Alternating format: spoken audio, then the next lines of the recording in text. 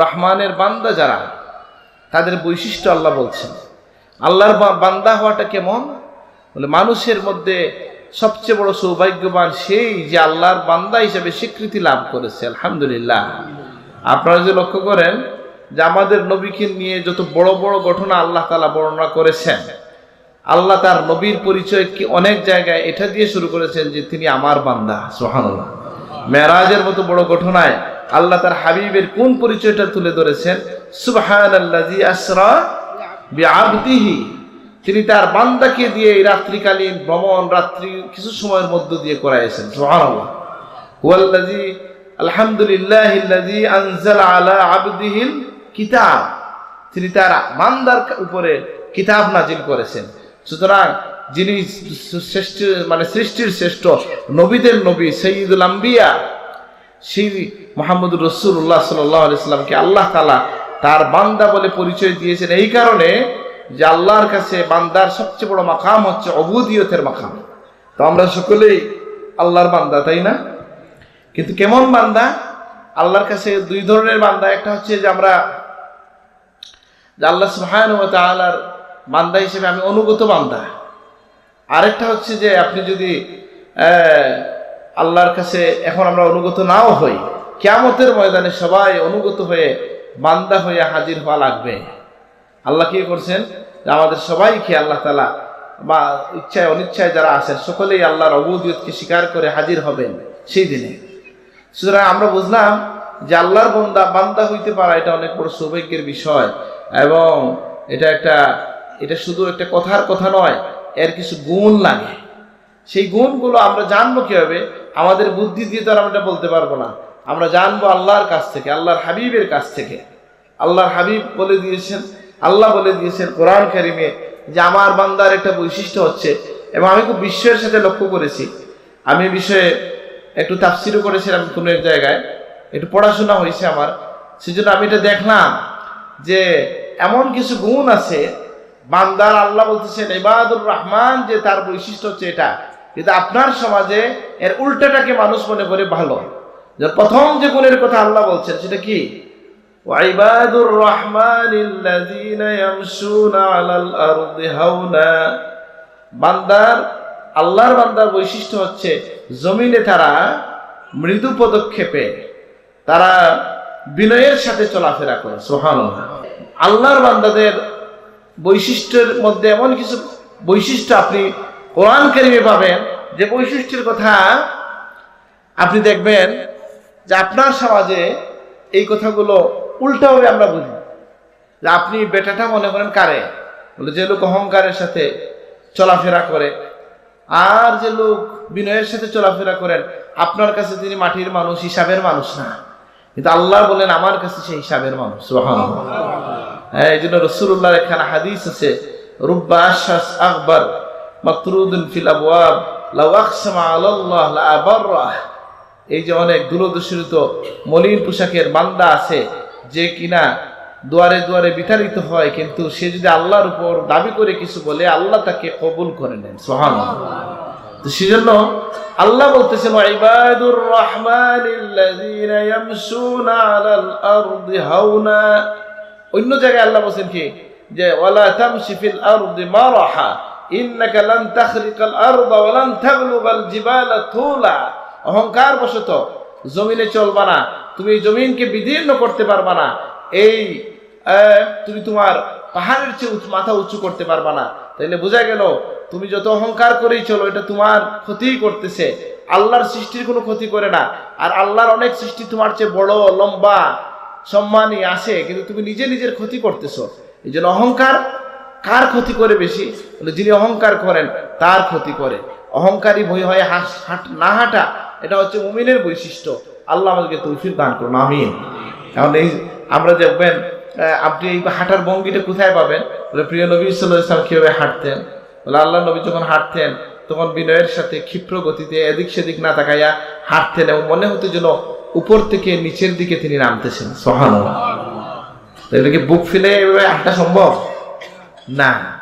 এই জন্য আমার দাদা সাহেব এটা বলতেন, ডাকনা যারা হাঁটে তার পতন অনিবার্য। বলছেন না অনেকবার? এইটা অহংকার করা যাবে না। অহংকারী পদক্ষেপে হাঁটাও যাবে না। বান্দা আল্লাহর বান্দা হওয়ার জন্য, রহমানের বান্দার বৈশিষ্ট্য হচ্ছে ইয়ামশুনা আলাল আরদি হাওনা ওয়া ইযা খাতাবাহুমুল জাহিলুনা ক্বালু সালামা। আর জাহেল যদি তাকে কি করে, তার সাথে কথা বলে, অজ্ঞ লোক, নির্বোধ লোক যদি তার সাথে কথা বলে, সে তার সাথে সন্ধি করে শান্তির পথ খুঁজে ছটকে পড়ে। এখানের মধ্যে ওলামায়ে কেরাম অনেক ব্যাখ্যা দিয়েছেন। তাফসিরে আল মাওয়ারদির মধ্যে দেখেছি কেউ বলছেন যে কেউ যদি কোনো কাফেরের সাথে কুতর্কে যাবে না, সে তাকে বলবে তুমি তোমার মতো থাকো, আমি আমার মতো আছি। মুসলমানের মধ্যে অনেক নির্বোধ আছে যে কিনা তর্ক বিতর্ক করে, সময় নষ্ট করে, অহংকারী কথা বলে। এবং এই যে এখন আমাদের সামনে একটা সময় আসতেছে ফেব্রুয়ারিতে, কথা লড়াই হবে কিনা? আরে বাবা, ফার্স্ট তো শেষে একজন দুইজনই করবো না কিনা? কিন্তু এর আগে মাথা গরম হইবে, চায়ের পাতা গরম হইব, কাপ গরম হইব, মাথা ফাটাফাটি হইতে পারে, কোথা থেকে কোথায় চলে যাবে। কেন এটা? বলে এই নির্বুদ্ধতা করা যাবে না। আমরা নির্বুদ্ধিতার পরিচয় দিব না। যে আমরা কেউ যদি আপনার সাথে নির্বুদ্ধের আচরণ করে, আল্লাহ বলতেছেন আমার বান্দার বৈশিষ্ট্য হচ্ছে ক্বালু সালামা, সে সালামের পথ, শান্তির পথ অন্বেষণ করে। অনেক মানুষ কথায় বড় হতে চায়, আছে না অনেক সময়? তখন আপনি তাকে সুযোগ দিবেন যে ঠিক আছে, আসলে কি কথায় কেউ বড় হতে পারে না। সুতরাং আমরাও সেই পথ নিব, কাজে বড় হওয়ার চেষ্টা করব। আর আসলে কাজে বড় হওয়ার চেষ্টা বলতেও কিছু নাই। এই দুনিয়ায় আপনি কি চাইবেন? আপনার তো চাওয়ার জায়গা হচ্ছে আখিরাত, তাই না? বুঝেন না কথাটা? ঠিক আছে, আমি 10 বছর এমন একটা কাজ করব, তারপরে এমনি দুনিয়ার সব লোক আমাকে চিনবে, এটা হইতে পারে আপনার মনে, এবং চিনতেও পারে। কিন্তু মুমিনের জন্য এটাও উত্তম পন্থা নয়। মুমিনের কাজ হবে 10 বছর নয়, ওয়াবুদ রাব্বাকা হাত্তা ইয়াতিয়াকাল ইয়াকিন, মৃত্যু পর্যন্ত ইবাদত করে যাও, আল্লাহর গোলামি করে যাও। আর ফল পাওয়ার জায়গা কোথায়? লাহুমুদ দুনিয়া ওয়া লানাল আখিরাহ। যারা অবিশ্বাসী তাদের জন্য হচ্ছে দুনিয়া, আমাদের জন্য হচ্ছে আখিরাত। সুবহানাল্লাহ। তখন দেখবেন এই কথাগুলো আমি আমাকেও বলতেছি, আপনাদেরকেও বলতেছি, যে অনেক সময় দেখবেন আপনি অনেক ভালো কাজ করছেন, ভালো কাজ করে আপনি আবার বিতর্কের জন্ম দেন, নিজেকে কষ্ট দেন, বলেন এত করলাম, কেউ তো আমাকে ধন্যবাদ দিল না, কেউ তো আমাকে চিনল না, আমি এত ভালো মানুষ। ঠিক আছে না? বলে এই জায়গায় আপনি আবার আমি আমার আমালকে নষ্ট করে ফেললাম। আবার আপনি নিজে থেকে বলতে শুরু করে পাতলা হয়ে যেতে পারেন। আমি যদি আল্লাহর উদ্দেশ্যে কাজ করি, মুখলিসিন আলাহুদ্দিন যদি হয় আমার কাজগুলো, আল্লাহর দিনের জন্য, আল্লাহর জন্য খালিস ভাবে কাজ করতে পারি, তাহলে আল্লাহ চাইলে নামই বানাবেন, আল্লাহ চাইলে নাম না দিবেন, কিন্তু আমার তো পরকালীন জীবন এর নিশ্চয়তা পেয়ে যাচ্ছি, আলহামদুলিল্লাহ। এই জন্য আমরা এই কথায় বড় হতে যাব না, জাহেলি আচরণ করব না। এখানে তাফসিরগুলোতে আসছে কাফেরের কথা। নির্বুধ মুসলমানের মধ্যে নির্বুধ যদি কেউ আপনার সাথে তর্ক জুড়তে চায়, তাহলে তর্ক তো একজন শেষ করতে হবে। আর তর্ক না শেষ করলে একসময় হাতাহাতি, কুস্তি হইয়া রক্তারক্তি হয়ে যাবে নাকি? পরে দেখা যায় আমাকে হজে যাওয়ার পর একজন বলছে ওইখানে গিয়া পলিটিক্যাল আলাপ নিয়ে শুরু করে এহরাম অবস্থায় মারামারি করে ফেলছে। এগুলা শুনবেন আপনারা, প্রসিদ্ধ ঘটনা, নাম করা লোকরা করছে। তো আমি যে এগুলো আমার প্রকাশ্যে বলতেও চাই না, আর অনেকজন তো রেকর্ড করতেছে। তাহলে এটা আমরা করব না। এখন থেকে আমাদের জীবন কিভাবে করবো যে আমরা অহেতুক কোথায় জড়াবো না। আল্লাহ তুমি তৌফিক দান করো, আমিন। আল্লাহর হাবিব বলছেন যে একজন মুমিনের জন্য বৈশিষ্ট্য হচ্ছে কি, যে ভালো মুমিন হওয়ার বৈশিষ্ট্য হচ্ছে যে সে কখনো অহেতুক কাজ থেকে সে বিরত থাকবে। মিন হুসনি ইসলামিল মারই তারকুহু মা লা ইয়ানিহি। একজন মুমিন, ভালো মুমিন হওয়ার জন্য এটাই যথেষ্ট যে অহেতুক কাজ সে ছেড়ে দিবে। আল্লাহ আমাদেরকে তৌফিক দান করুন, আমিন। অহেতুক কাজ আমরা জীবনে করি কি করি না? বহু সম্মানিত মানুষ আছে গেম খেলে সময় কাটায়, দেখছেন এটা? মানে আমি 1-2 জন দেখছি আর কি, প্লেন টেইলে বসলে দেখা যায় অনেকক্ষণ সময়, 4 ঘন্টা কি করবো, একটু গেম খেলাই। ভাই গেম খেলেও আপনি বই পড়েন, নিউজ পড়েন, ঘুমাইয়া যান। বুঝেন না কথা না? সুতরাং আমরা যেন এরকম কিছু না করি। আপনাদের এটা পরের বৈশিষ্ট্যটা কি?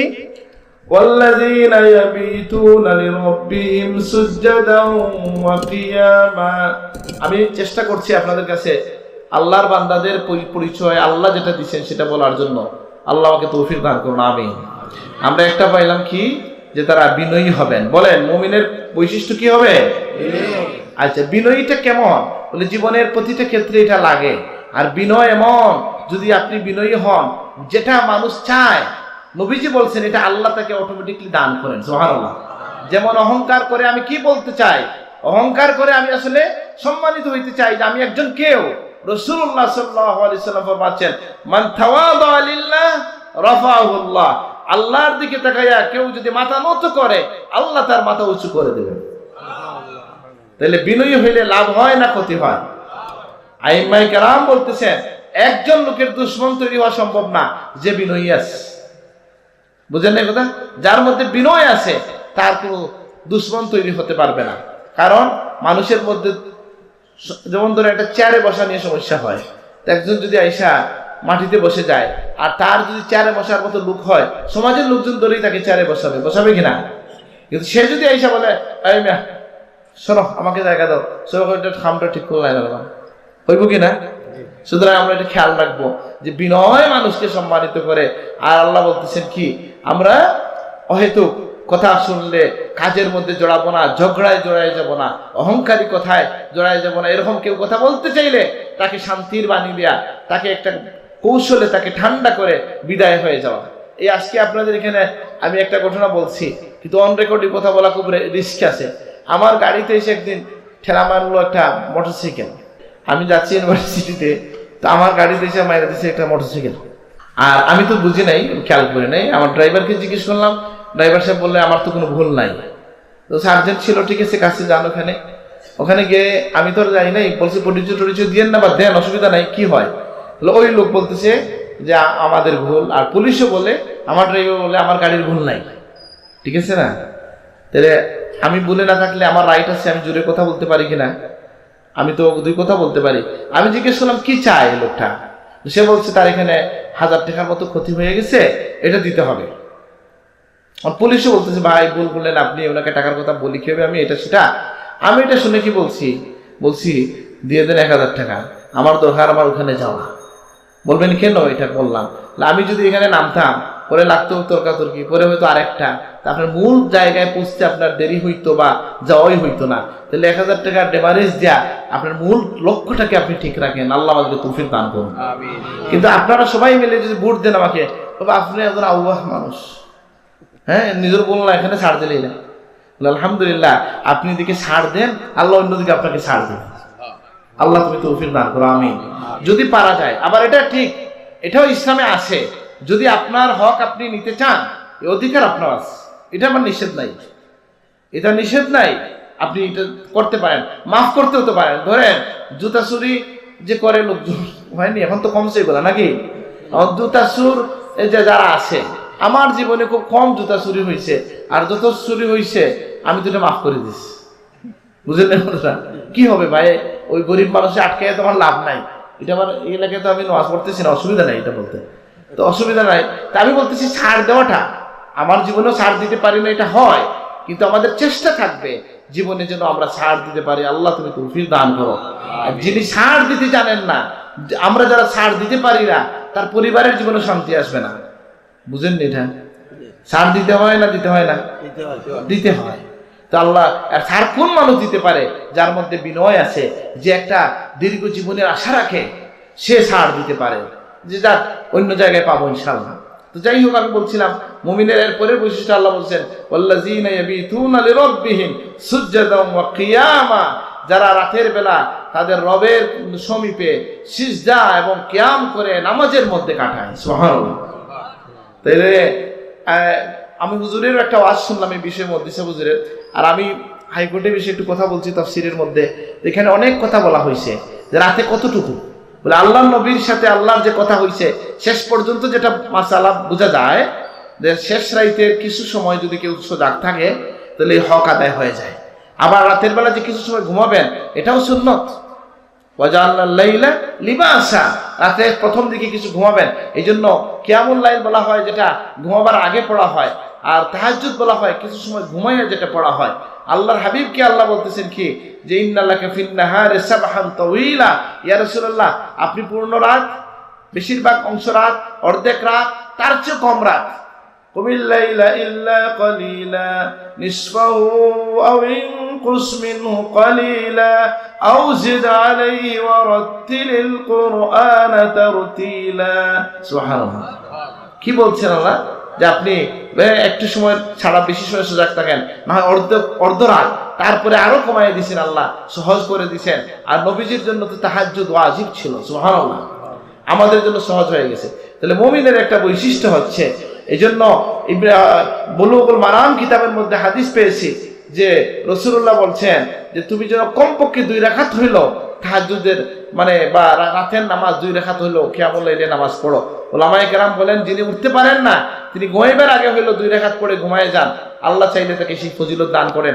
কিয়ামুল লাইলের ফজিলতটা কিছুটা হইলে সে পেয়ে যাবে আল্লাহ আমাদেরকে তৌফিক দান করুন আমিন তাহলে মুমিন আল্লাহর মায়ার বান্দা হওয়ার জন্য রহমানের বান্দার একটা বৈশিষ্ট্য হচ্ছে যে তারা রাতের বেলা সজাগ থাকবে আল্লাহর কাছে রোনাজারি করবে তারা নামাজ পড়বে আল্লাহ সেই গুণ আমাদেরকে নসিব করে দেন আমিন আপনি দেখেন সাহাবায়ে কেরামের কথা আল্লাহ প্রশংসা করছেন কি বলছেন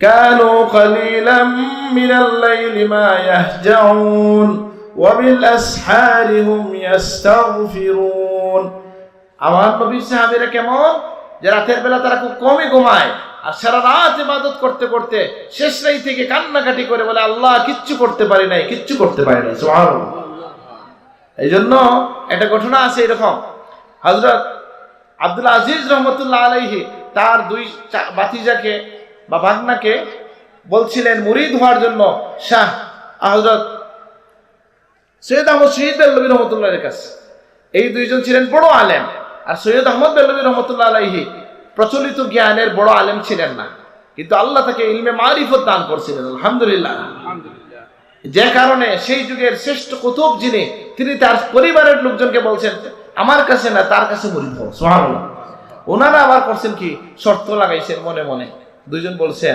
এই লোকের কাছে মুরিদ হব না যাবো ঠিকই গিয়ে দেখবো উনি যদি আমাদেরকে যে সাহাবীর নামাজ পড়াইতে পারে তাহলে বুঝবো লোক কামিল আছে তাহলে মুরিদ হব বুঝেন নাই আমার কথা বোঝা যাচ্ছে ওনারা বলেন কিছুদিন সময় কাটানোর পরে আবুল হাসান আলী আন-নাদবী তার কিতাবে নিয়ে আসছেন তিনি কি বলছেন একদিন রাতে বলছেন আপনারা দুইজন উঠেন আল্লাহর জন্য ওনারা বলেন যে এই সাথে সাথে আমাদের শরীর কাঁপতে শুরু করছে ওনার আওয়াজ শুনে সুবহানাল্লাহ কোন কোন কথা হৃদয়ে শুয়ে যায় নাকি বলছে আল্লাহর জন্য 2 রাকাত ওযু করে আসেন একটু নামাজ পড়েন ওনারা নামাজ পড়তে ওযু করছেন নামাজ পড়ছেন তার এই কথার প্রভাবে তারা এত কম্পিত হয়েছেন এত ভালোভাবে নামাজ পড়ছেন নামাজ শেষে ফজরের আজানের আগে দুইজনই চিৎকার করে কান্না করে উঠছেন আহা আল্লাহর কোনো হক আদায় করতে পারি নাই আল্লাহ আমাদেরকে মাফ করো কাঁদতে শুরু করছেন তিনি বলছেন আজকে তোমাদের সাহাবায়ে কেরামের নামাজ হাসিল হয়ে গেছে কি যে তারা রাতের বেলা ইবাদত করেন আর শেষ রাতে বলেন আল্লাহ কিচ্ছু হয় নাই মাফ চাই সুবহানাল্লাহ এটাই বলা হচ্ছে কোথায় কানু কালিলাম মিনাল লাইলি মা ইয়াহজাউন ওয়া বিল আসহারি হুম ইস্তাগফিরুন যে তারা রাতের বেলা কম ঘুমায় ইবাদত করে আর শেষ রাতে তারা কি করে ইস্তেগফার করে তাহলে আমাদেরও তো কম ঘুম হয় কিন্তু নামাজের জন্য না ফেসবুকের জন্য বলেন কানু কালিলাম মিনাল লাইলি মা ইয়াহজাউন কম ঘুমাই আমরা আল্লাহ আমাদেরকে সাহাবায়ে কেরামের অনুসরণ করার তৌফিক দান করুন আমিন সেই সাহাবায়ে কেরাম যাদের ব্যাপারে আল্লাহ বলেন আমিনু কামা আমানান নাস মানে নাস যারা সাহাবায়ে কেরাম যে আমার সাহাবীদের যেমন ঈমান তেমন ঈমান তোমরা আনো সুবহানাল্লাহ এই আয়াত থেকে আহলুস সুন্নাত ওয়াল জামাত রাসূলুল্লাহ সাহাবীদেরকে সত্যের মাপকাঠি বলেন যেটা নিয়ে অনেক বিতর্ক ইদানিং কালে অনেকে করে থাকে যাই হোক এটা আমার আজকে আলোচনার বিষয় না তাহলে কি আমরা বুঝলাম যে মুমিনের আরেকটা বৈশিষ্ট্য হচ্ছে তারা কি করবে যে তারা রাতের বেলা কান্নাকাটি করবে দোয়া করবে আর কি মুমিনের একটা বৈশিষ্ট্য হচ্ছে তারা বেশি বেশি দোয়া করবে এবং এখানে 2 বার আল্লাহ তাআলা দোয়ার কথা নিয়ে আসছেন কি ওয়াল্লাযীনা ইয়াকুলুনা রাব্বানা আসরিফ আন্না আযাব জাহান্নাম ইন্না আযাবাহা কানা গারামা যারা বলবে আল্লাহ আমাদের থেকে আপনার জাহান্নামের আযাবটা কি করেন সরায় নেন এটা অত্যন্ত নিকৃষ্ট ঠিকানা এই আযাব যাকে ধরে সে ছাড় পাওয়ার সুযোগ নাই। আল্লাহ আমাদেরকে আপনি কি করেন, আপনার জাহান্নামের আযাব থেকে বাঁচান। তাহলে মুমিনের বৈশিষ্ট্য পাওয়া গেল, তারা বিনয়ী হবে। মুমিনের বৈশিষ্ট্য হচ্ছে যে তারা জাহেলের সাথে সুন্দরভাবে আচরণ করবে। মুমিনের বৈশিষ্ট্য হলো যে তারা শেষ রাতে তাহাজ্জুদ পড়বে, কান্নাকাটি করবে। আর একটা বৈশিষ্ট্য পাওয়া গেল, তারা জাহান্নাম থেকে পানা চাইবে, দোয়া করবে। বেশি বেশি দোয়া করাও মুমিনের বৈশিষ্ট্য। সুবহানাল্লাহ। বৈশিষ্ট্যকে যে মানুষ আল্লাহর কাছে হাত তুলতে পারে, যারা রাখবেন যে তার জীবন সফল, সে অবশ্যই তার জীবনের সফল হবে। কি হবে? যে আল্লাহর কাছে যা চাওয়া যায় তাই তো পাওয়া যায়। সুবহানাল্লাহ। এটা অনেক জায়গায় বলছি, আর বলতে চাই না। দোয়া কবুলের পদ্ধতি কি বলে? তিনটা। একটা হচ্ছে আল্লাহ সাথে সাথে দেন, আর না সময় মতো দেন, অথবা আল্লাহ আখিরাতে বান্দা যখন আটকে যায় সেই সময় এই দোয়াকে আমলনামার মধ্যে ইবাদত হিসাবে দিয়া, কারণ দোয়া হুয়াল ইবাদা, দোয়া নিজেই একটা ইবাদত। এই কারণে তার আমলনামার পাল্লাকে ভারী বানাইয়া আল্লাহ তাকে জান্নাতে দিয়ে দেন। আল্লাহ আমাদেরকে তৌফিক দান করুন, আল্লাহর কাছে যেন আমরা হাত তুলতে পারি। আমিন।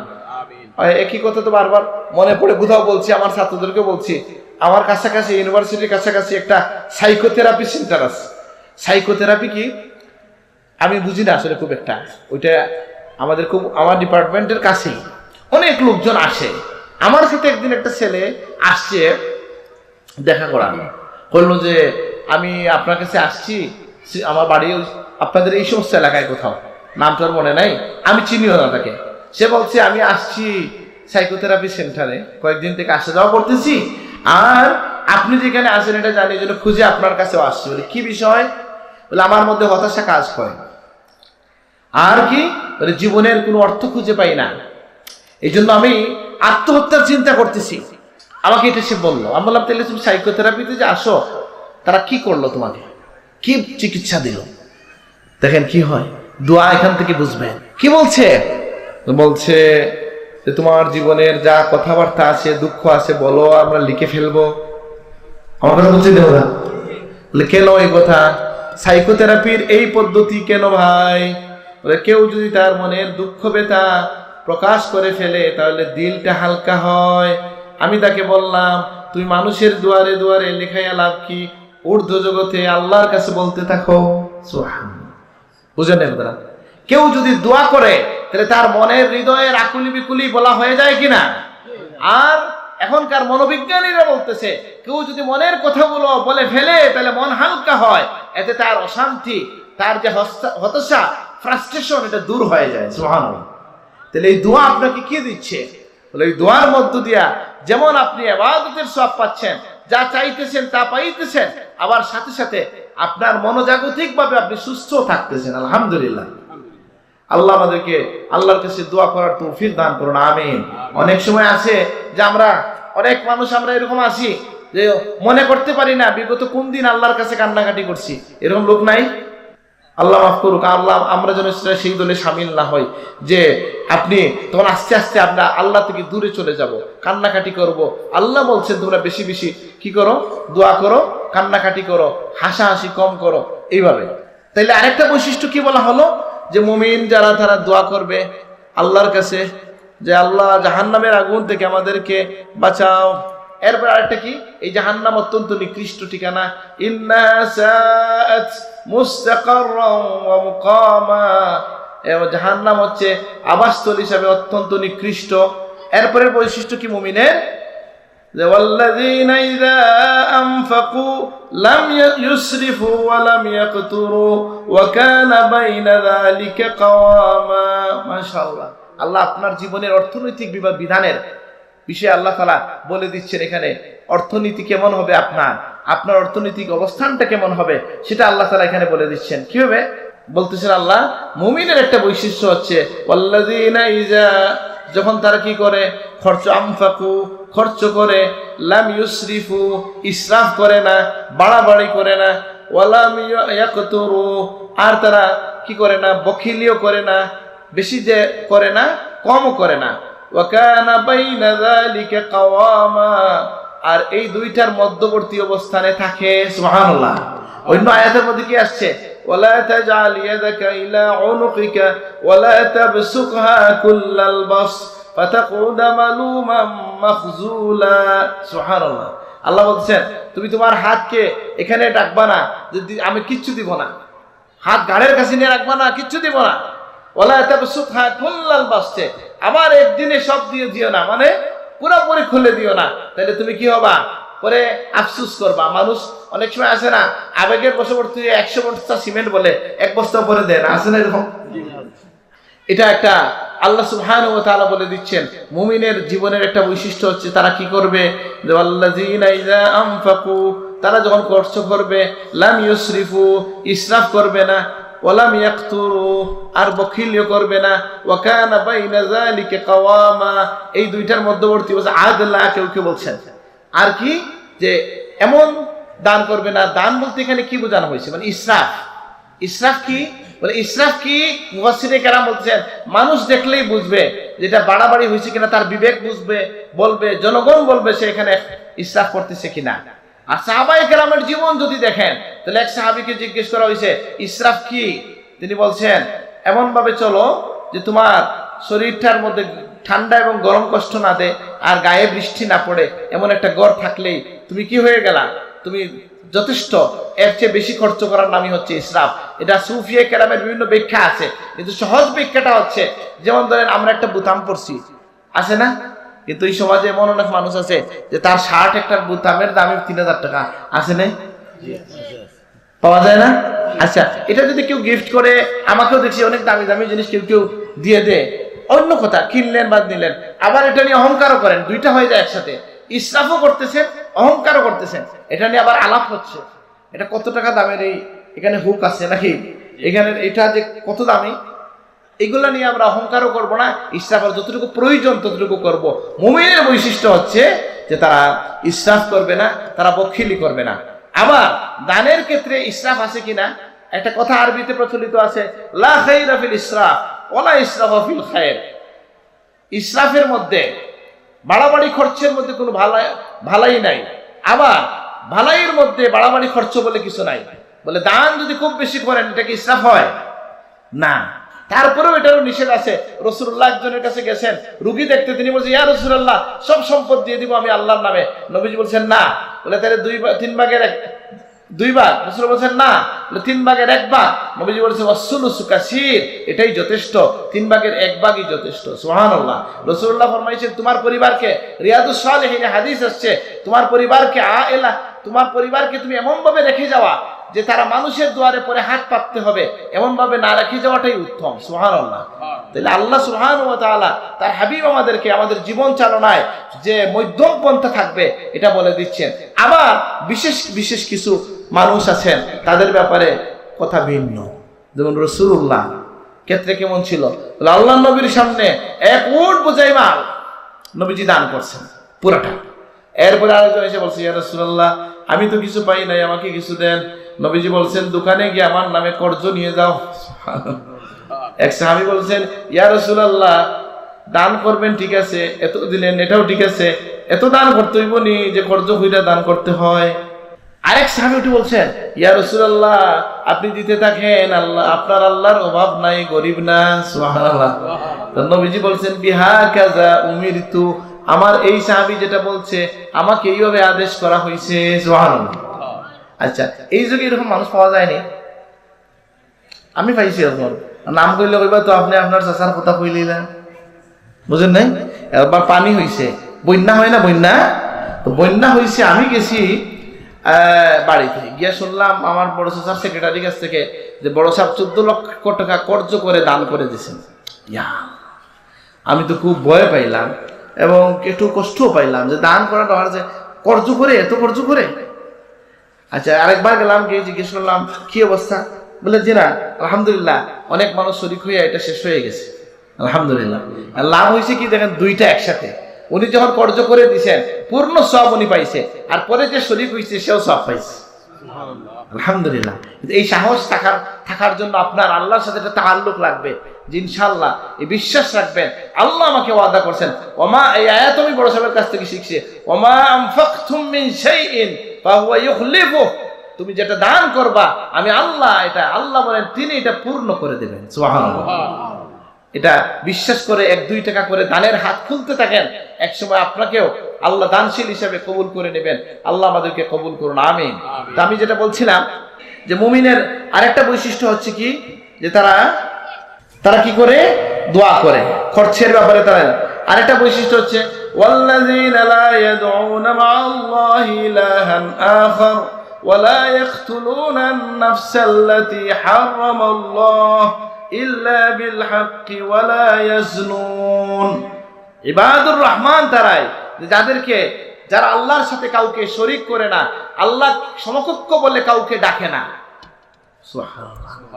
এখন বলেন, আপনি যে আপনার এক বাইরে ডাকেন, ও ভাই এদিকে আসো, এই ডাকাডাকিটা কি শিরিক হবে?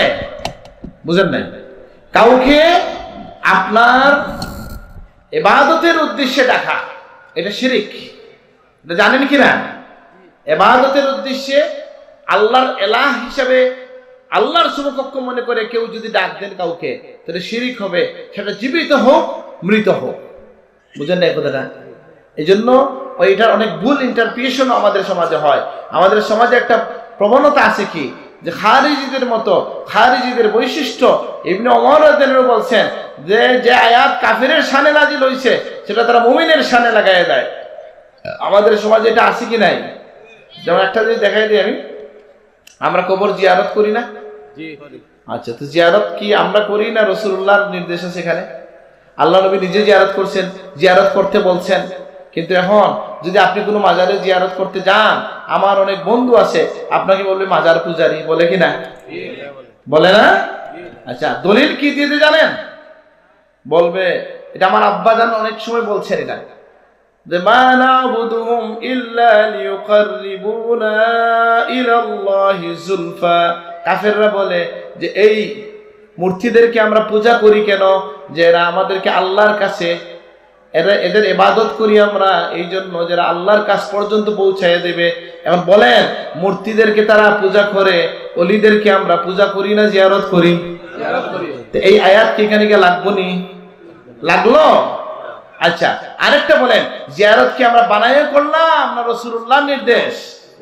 আল্লাহর হাবিব বলতেছেন, কুনতু নাহাইতুকুম আন জিয়ারাতিল কুবুর আলা ফাজুরুহা, আমি নিষেধ করেছিলাম, এখন তোমরা জিয়ারত করো। ফাইন্না তুযাক্কিরুল মাউত, কারণ এটা মৃত্যুকে স্মরণ করায় দেয়। সুবহানাল্লাহ। এইভাবে অনেক ভুল কথাবার্তা আসে। এখানে দেখেন আল্লাহ সুবহানাহু ওয়া তাআলা তিনটা বিষয় এক জায়গায় নিয়ে আসছেন। ওয়াল্লাযীনা লা ইয়াদউনা মা'আল্লাহি ইলাহান আখারা, যে আল্লাহর সাথে কোনো ইলাহকে তারা কাউকে ইলাহ বানাইয়া ডাকে না। ওয়ালা ইয়াকতুলুনা আন-নাফসাল্লাতী হারামাল্লাহু, যেটাকে আল্লাহ তাআলা হারাম করেছেন সেটা তারা, সেই নফসকে, সেই সত্তাকে তারা হত্যা করে না, ইল্লা বিল হক, হক ছাড়া। ওয়ালা ইয়াজনুন, ব্যভিচার করে না। তিনটা কাজ পাওয়া গেল, যে তারা আল্লাহর সাথে কাউকে শরীক করবে না, তারা কি করবে না, অন্যায়ভাবে কাউকে হত্যা করবে না, আর তারা ব্যভিচার করবে না। সিফাতু ইবাদির রহমান, আর রহমানের বান্দা হইতে হইলে সে মানুষকে হত্যাকারী হইতে পারবে না, আর সে ব্যভিচারী হইতে পারবে না, আল্লাহর সাথে শরীক করেওয়ালা হইতে পারবে না। আল্লাহ আমাদেরকে এই সকল কাজ থেকে বাঁচায় রাখুন, আমিন। এখন বলা হচ্ছে কি, যদি কেউ আল্লাহর সাথে শরীক করে আর হত্যাকাণ্ড আর ব্যভিচার, এই সব মিলাইয়া এক লাইনে কেন বলে, তিনটার দ্বারা একই কাজ হয়, যে মানুষের জীবন ধ্বংস হয়। শিরিক করলে মানুষের কি হয়? জীবন ধ্বংস হয়। অন্য মানুষকে হত্যা করলেও জীবন ধ্বংস হয়। বদুয়ার কারণে হতে পারে, ধরা খাইলে তো আপনার ফাঁসি হবে, জীবন যাবে কি যাবে না? আর ব্যভিচারের শাস্তি কি? ব্যভিচার হচ্ছে যে মানে বিবাহিত পুরুষ ব্যভিচার করলে তাকেও মেরে ফেলতে হয়। সুতরাং কিন্তু আপনি এই যে আল্লাহ বললেন ইল্লা বিল হক, হকের কারণে মারা যাবে। যেমন ধরেন কেউ যদি হকটা কি সত্যের কারণে বলতে পারেন, সৎ বা ন্যায়ের কারণে, ন্যায়সঙ্গত কারণে। এখন যদি আমরা বলি যে বিচারিক প্রক্রিয়ায় এটা হবে, যেমন ধরেন আপনার পরিবারের কাউকে কেউ হত্যা করছে, আপনি কি তার কল্লা কাটতে পারবেন? এটা কে করবে? বিচারিক ভাবে হবে। কিন্তু কেউ যদি এমন হয় যে তার ঘরে আছে, তার ঘরে ডাকাত ঢুকে গেছে, সে তাকে হত্যা করে ফেলছে বাধা দিতে গিয়া, ওইটা ইচ্ছাকৃত হত্যা, আর ওই হত্যা কি একরকম না? মান কুতিলা দুনা মালিহি ফাহুয়া শাহীদ, কেউ যদি তার নিজের সম্পদ রক্ষার জন্য সে মারা যায়, তাতেও সে শহীদ হয়। সুবহানাল্লাহ। তাহলে কি বোঝা গেল? যে অন্যায় প্রতিরোধ করলেন, বা আপনি যখন জিহাদে গেলেন, সেখানে আপনি আপনার প্রতিপক্ষকে, যারা বিধর্মী, তারা আপনাকে মারতে আসছে, আপনি তাকে মেরে ফেললেন, এটা তো ওই হত্যা না। অন্যায়ভাবে হত্যা করা যাবে না। অন্যায়ভাবে হত্যা করলে জীবন শেষ হয়, ব্যভিচার করলে জীবন শেষ হয়, শিরিক করলেও জীবন শেষ হয়। কেমন শেষ হয়? বলে শিরিক করলে দুনিয়াতে কোনো ক্ষতি দেখি না, বলে আরো বড় ক্ষতি, জাহান্নামের আগুনে চিরস্থায়ীভাবে জ্বলতে হয়। তো জীবন থাকলো না জ্বলে গেল, শেষ হয়ে গেল। এই জন্য মুমিনের বৈশিষ্ট্য হচ্ছে, আল্লাহর বান্দাদের একটা বৈশিষ্ট্য হচ্ছে যে তারা শিরিক করবে না, তারা অন্যকে হত্যা করবে না এবং বিচার করবে না। আর কি, আমি সংক্ষেপ করার জন্য শেষ করছি যে আল্লাহ তাআলা এই যে একটা আয়াত, এটা বলি, এটা আমাদের সমাজে খুব গুরুত্বপূর্ণ। আমি একটু 2-1টা আয়াত ছাড়লাম, যেটা আল্লাহ তাদেরকে মাফ করবেন, যারা তওবা করবে, এগুলো আসে। হ্যাঁ, এবং তাদেরকে আল্লাহ, কেউ যদি এই কাজগুলো করে ফেলে, হ্যাঁ, কেউ যদি, এটা বড় ধরনের অপরাধ এবং আল্লাহ কিয়ামতে তার আযাব বাড়ায় দিবেন এবং চিরস্থায়ীভাবে সে জাহান্নামে থাকবে। ইল্লা মান তাবা, কিন্তু তওবা যদি করে ফেলে, ঈমান আনে, ওয়া আমিলা সালিহাত, ভালো আমল করে, ফাউলাইকা ইউবাদদিলুল্লাহু সাইয়্যাতিহিম হাসানাত, আল্লাহ তাদের খারাপ কাজকে নেকি দিয়ে বদলায় দিবেন। সুবহানাল্লাহ। তওবার বৈশিষ্ট্যটা ভিন্ন। কেউ যদি সত্যিকারের তওবা করে, গুনাহকে আল্লাহ নেকি বানায় দেন। সুবহানাল্লাহ। এবং এই কথাটা আপনি যদি পড়েন, আপনি এটা নিয়ে শুধু এই আয়াত নিয়ে 1 ঘন্টা ওয়াজ করা যায় যে আল্লাহর কত দয়া বান্দার প্রতি। সুবহানাল্লাহ। আর কি, যে আর হচ্ছে আমরা দেখলাম যে নিষেধ করা হচ্ছে, ওয়াল্লাযীনা লা ইয়াশহাদুনা আয-যুর ওয়া ইযা মাররু বিল-লাগwi মাররু কিরামা। খুবই গুরুত্বপূর্ণ কথা।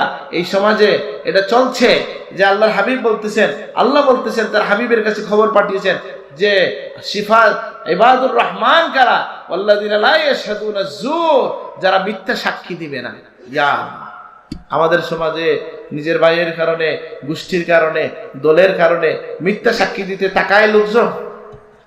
বুঝেন না কথাটা? জিতাইবার জন্য কসম বিল্লাহ করে মিথ্যা বলে ফেলে কিনা? হ্যাঁ, মুমিনের একদিন নবী করিম সাল্লাল্লাহু আলাইহি ওয়াসাল্লাম ফজরের নামাজ পড়ে সাহাবায়ে কেরামের দিকে ফিরছেন আর বলছেন, উদিলাত শাহাদাতুজ জুর বা আজ-জুর। নবীজি বলতেছেন যে জেনে রাখো যে মিথ্যা সাক্ষীটা আল্লাহর কাছে কেমন, কুফরির সমান, শিরকের সমান অপরাধ। মিথ্যা সাক্ষী 3 বার বলছেন নবীজি। মিথ্যা সাক্ষী শিরকের সমান অপরাধ, মিথ্যা সাক্ষী শিরকের পরিমাণ অপরাধ, শিরকের পরিমাণ অপরাধ। এই জন্য প্রত্যেকে আমরা নিজেকে প্রস্তুত করব যে আমার উপর যদি এরকম কেউ বন্ধু চলে আসে, দুস্থ চলে আসে, দল চলে আসে, মিথ্যায় যাওয়া যাবে না, মিথ্যা সাক্ষী দেওয়া যাবে না। কাউকে জিতানোর জন্য, আপনজনকে বাঁচানোর জন্য মিথ্যা সাক্ষী দেওয়া এটা কবিরা গুনাহ।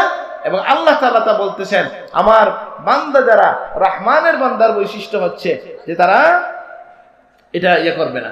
ওয়াইজা মাররু বিল-লাগwi মাররু কিরামা, আর কেউ যদি তাদের সাথে অহেতুক কথা বলে বা তার লাগু কথা, যেটা অহেতুক কথা হইলে তারা সুন্দরভাবে এটাকে অ্যাভয়েড করে যায়।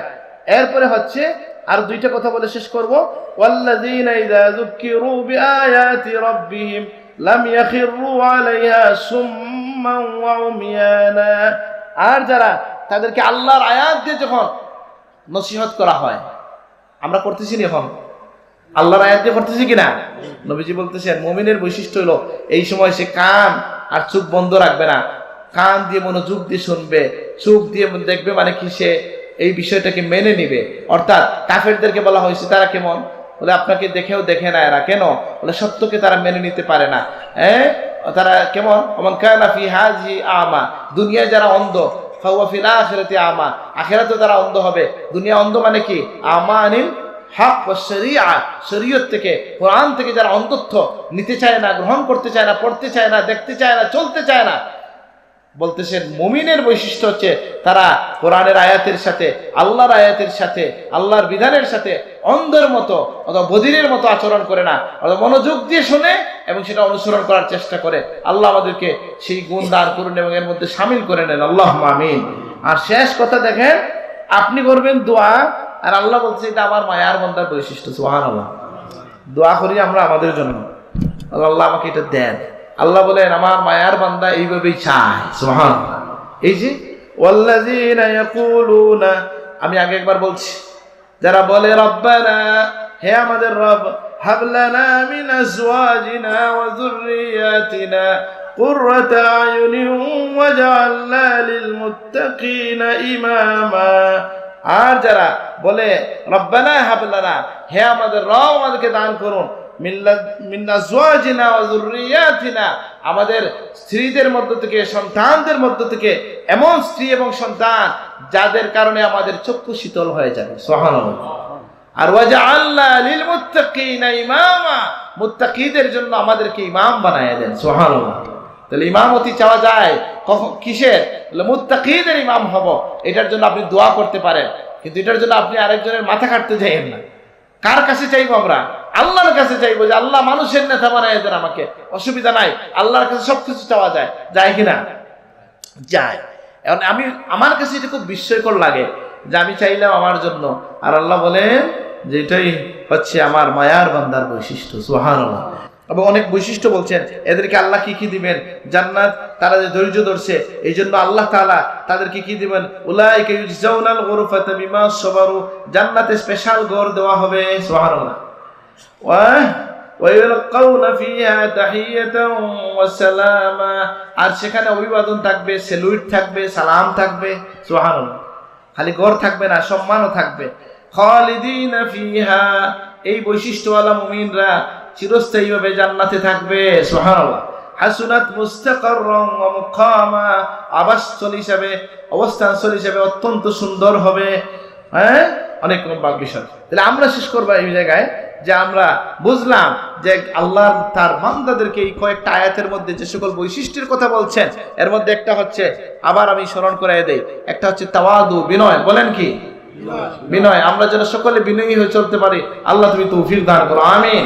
বলে এখন এক জায়গায় অন্যায় হচ্ছে, আমি বললাম আমি তো বিনয়ী, বলে না, অন্যায়ের প্রতিবাদ করাই হচ্ছে বিনয়। সুবহানাল্লাহ।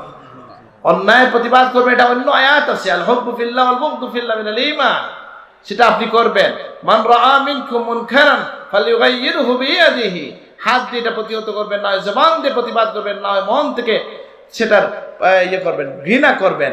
কিন্তু সাধারণত অন্য মুমিনদের সাথে ওয়াকফিজ জানাহাকা লিল মুমিনিন, মুমিনদের জন্য বিনয়ী হয়ে চলাফেরা করা, জমিনে অহংকারী পদক্ষেপ না রাখা, আল্লাহ সুবহানাহু ওয়া তাআলার নির্দেশ।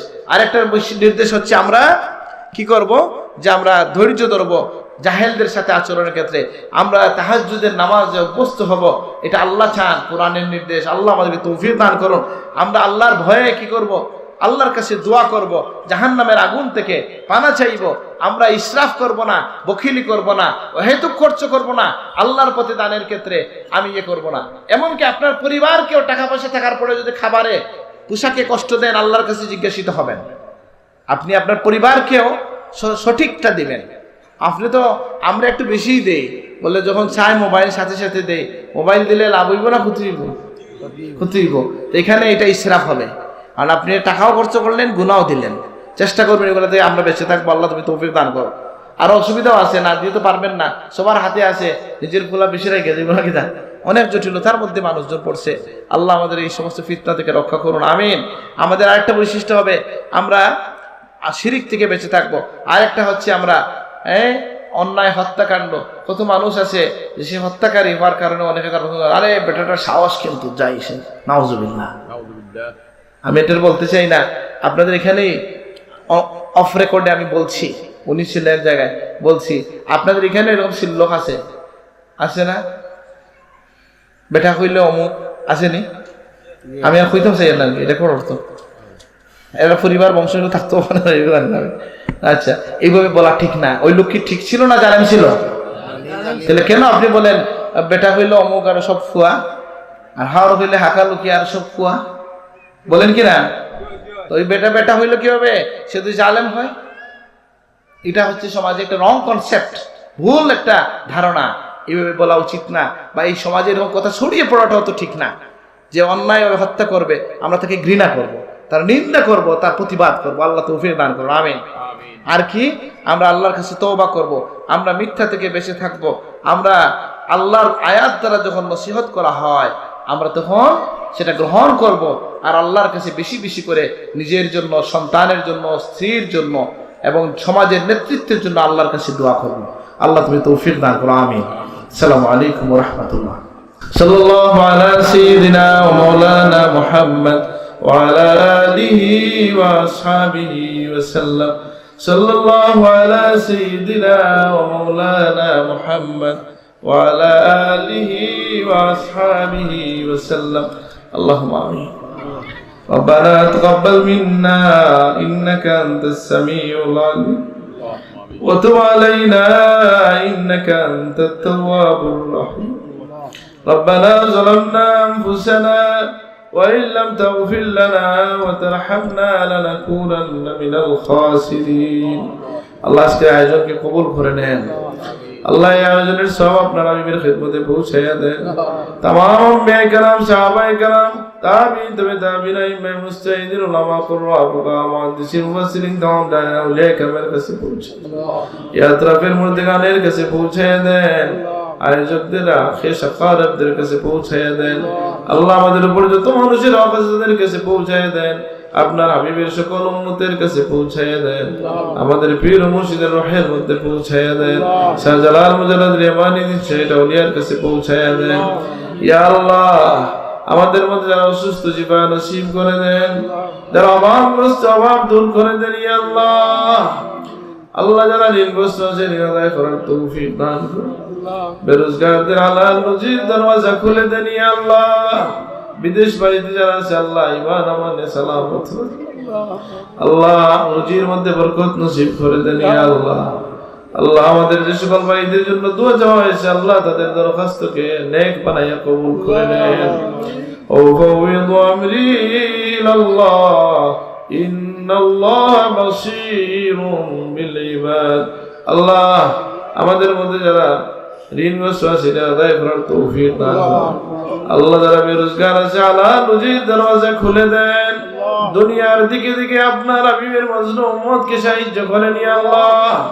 ভারতের মুসলমানদেরকে সাহায্য করেন ইয়া আল্লাহ গাজার মুমিন মুমিনাতকে সাহায্য করেন ইয়া আল্লাহ সুদানের এই গৃহযুদ্ধকে আপনি বন্ধ করে দেন ইয়া আল্লাহ আমাদের এই প্রিয় মাতৃভূমিকে আপনি হেফাজত করেন আল্লাহ আপনার হাবিবের তো উম্মত আমরা অল্প জায়গার মধ্যে বসবাস এই জমিনকে আপনি ঠান্ডা রাখেন শান্তিময় বানাইয়া দেন আল্লাহ এই জমিনকে আমরা আর রক্তাক্ত দেখতে চাই রব্বি জাআল হাযাল বালাদা আমিনা এই জনপদকে আপনি শান্তিময় করেন আমাদের যার মনে যেন এক মাকসাদ আছে পূর্ণ করে দেন কিয়ামতের ময়দান দিনে আপনার হাবিবের সুপারিশ নসিব করে দেন আপনার হাবিবের হাতে হাউজে কাউসার ফেলাইয়া দেন আপনার হাবিবের পিছে পিছে আপনার হাবিবের দামনের নিচে করে সিরাত পার করে দেন ইয়া আল্লাহ মৃত্যুর সময় আমাদেরকে মায়ার সাথে ডাক দিয়েন খাস করে আল্লাহ আজকের আয়োজন যারা করছে আমাদের আল ইসলাম এই পরিষদকে কবুল করে নেন আল্লাহ প্রতিটা সদস্যকে আপনি হেফাজত করেন কবুল করেন আল্লাহ আমাদেরকে আপনার মায়ার বান্দাদের নকশে কদমে চলার তৌফিক দান করুন আল্লাহ আপনার ওলিদের তালিকায় আমাদের নাম উঠায় নেন আল্লাহ আল্লাহ আমরা যদি জাহান্নামের তালিকায় কারো নাম তাকে মিঠিয়ে দেন ইয়া আল্লাহ আল্লাহুম্মা আজরিনা মিনান নার আল্লাহুম্মা আজরিনা মিনান নার আল্লাহুম্মা আজরিনা মিনান নার সুবহানা রাব্বিকা রাব্বিল ইজ্জাতি আম্মা ইয়াসিফুন ওয়া সালামুন আলাল মুরসালিন ওয়ালহামদুলিল্লাহি রাব্বিল আলামিন আমিন